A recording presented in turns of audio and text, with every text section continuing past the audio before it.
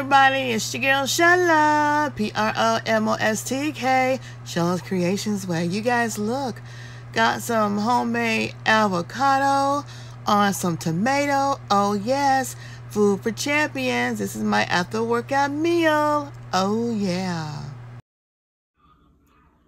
Breakfast for champions.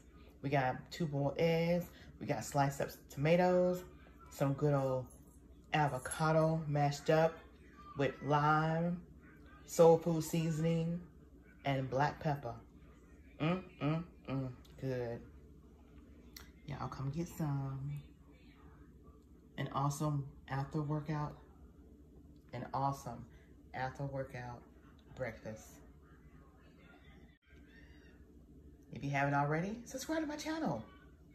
PROMOSTK, Shala's Creations way.